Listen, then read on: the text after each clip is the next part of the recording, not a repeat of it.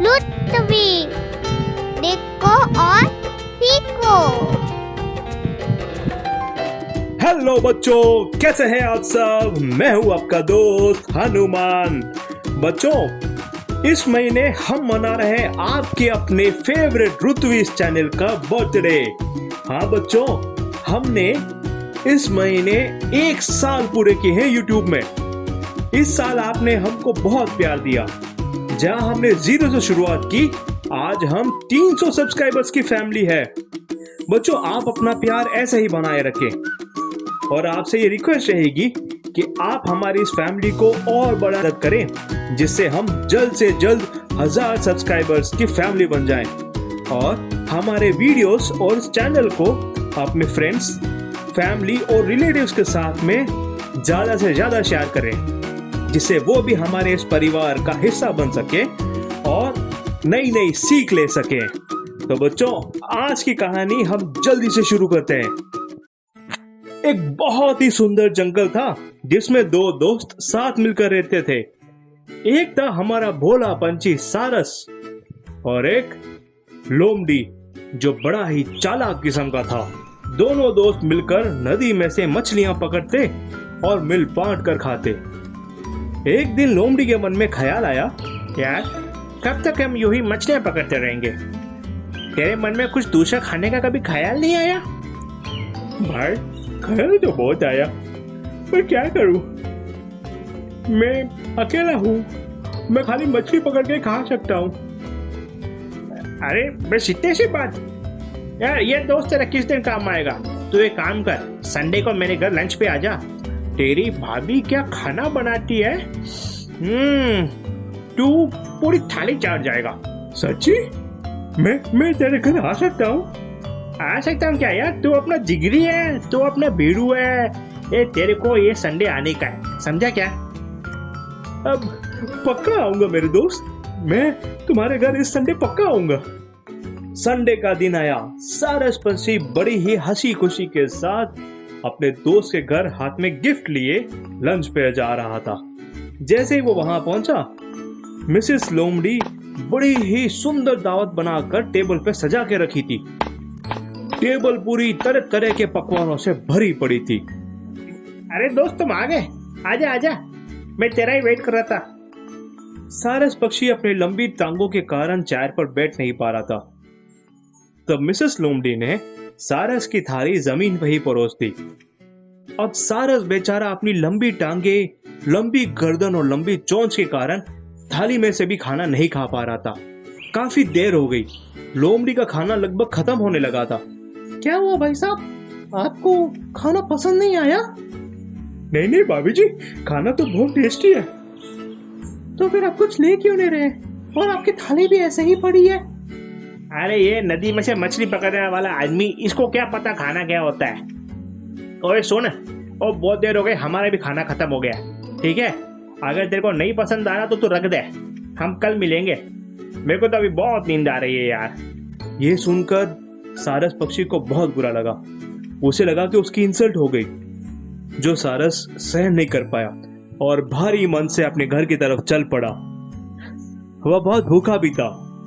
रास्ते में उसे बहुत स्वादिष्ट खाने की खुशबू आ रही थी।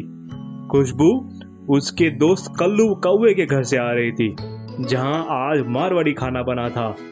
अरे बेटा, ये तुमने क्या पहन रखा है? कुछ नहीं माँ, आज हम मारवाड़ी खाना खाएंगे, तो बस वही एकदम मारवाड़ी स्टाइल में बैठना हूँ। अरे तू भी ना। काकी, क्या मैं अंदर आ सकता हूँ? अरे सारस, आना। केसरिया बालम, आओ पधारो हमारा देश। भाई, मैं मजाक के मूड में बिल्कुल नहीं हूँ। बेटा, क्या हुआ बेटा, इतना उदास क्यों है?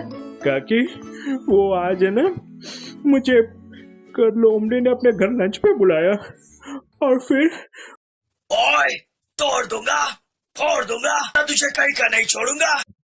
वो चुप कर यार। बेटा, खाना खाएगा? हाँ काकी, मुझे बहुत भूख लगी है। अब हमारा सारस पक्षी क्या करेगा? ए, खाना खा के सो जाएगा। बी, भूखा ही घर चला जाएगा। सी, अपने अपमान का बदला लेगा। डी, अपने मम्मी के हाथ से मार खाएगा। चुपचाप रहे, बेचारे को खाना खाने दे, कब से बकबक किए जा रहा है। खाना खाते खाते काकी ने सारस को एक मस्त प्लान बताया जिससे लोमड़ी को अपनी गलती का एहसास होने वाला था। अब समय आ गया कि वो अपनी काकी की आइडिया को अंजाम दे। कुछ दिनों बाद सारस पक्षी ने लोमड़ी को अपने घर दावत पे बुलाया। तू मेरे घर आ सकता है? काकी आई है मेरी काकी, बहुत दूर से, घर पे मस्त खीर बनाई है, मुझे तुम्हें भी बुलाया है। अरे केसर वाली खीर है, मस्त मस्त बनाई है यार, तू आना। ठीक है, आ जाऊंगा। अब वो संडे का दिन आया जब लोमड़ी सारस के घर खीर खाने जा रहा था।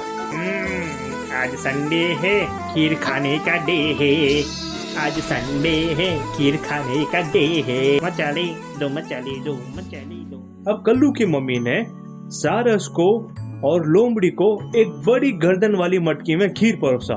सारस बड़े मजे से खीर पी रहा था, लेकिन लोमड़ी बेचारा बड़े गर्दन के अंदर अपना मुंह नहीं डाल पाया और उसे खीर पी नहीं जा रही थी। वो सबका सिर्फ मुंह देखने लगा।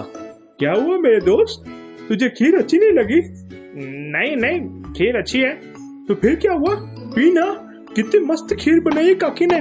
क्या यार, तू भी ना खाली मछली खा खा के अब खीर का स्वाद भूल गया, जैसे इतनी स्वादिष्ट खीर भी नहीं खाई जा रही। अब लोमड़ी को पूरी बात समझ में आई। उसे अपनी उस दिन की गलती याद आने लगी और अपनी गलती का एहसास होने लगा। तुमने मुझे अपनी गलती का एहसास दिलाया, मुझे माफ कर दो, मैं आगे से ऐसी गलती कभी नहीं करूंगा। मैंने तेरे साथ बहुत बुरा बर्ताव किया है, अब आगे से मैं ऐसा कोई बुरा बर्ताव नहीं करूंगा। अब मैं तुम्हारा अच्छा दोस्त बन के रहूंगा। तुम मेरे बहुत अच्छे दोस्त हो सारस, मुझे माफ कर दो। लोमड़ी को अपनी गलती का एहसास हुआ और सच्चे मन से अपने दोस्त से वो माफी मांगने लगा। तो देखा बच्चों, कैसे लोमड़ी सारस को अपने घर बुलाकर उसका अपमान किया, जो कि गलत बात है। हाँ, बाद में उसे अपनी गलती का एहसास जरूर हुआ, लेकिन जो उसने शुरू में किया वो बहुत गलत है। बच्चों, हमारी संस्कृति हमें सिखाती है अतिथि देवो भव, यानी मेहमान भगवान का ही रूप होते हैं।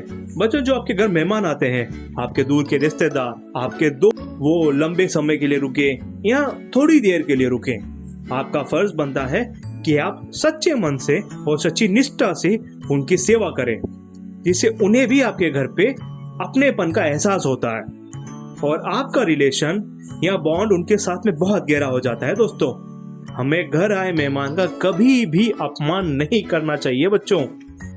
तो बच्चों, हम फिर मिलेंगे और एक नई कहानी और एक नई सीख के साथ आपके अपने इसी चैनल रुतविश में। देखो और सीखो। तब तक इस चैनल को लाइक करें, शेयर करें और सब्सक्राइब करना तो बिल्कुल ना भूलें। हम जल्द लौटेंगे आपके अपने फेवरेट चैनल में। ठीक है बच्चों, हम फिर मिलेंगे। Bye bye.